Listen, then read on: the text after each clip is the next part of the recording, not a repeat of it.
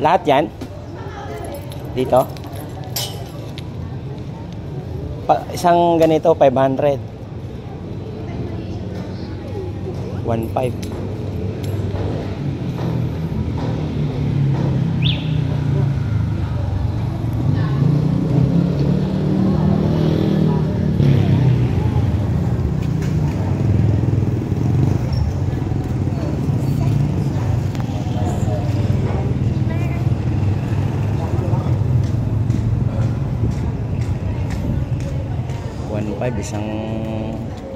Isang grade level pa lang to.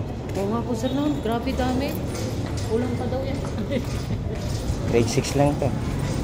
Grade 3? Pang grade 3 to grade 6. Pare-pareho lang. Same lang yan. Grade 3 to grade 6. Magkakaiba lang yan sa kinder, grade 1 tsaka grade 2.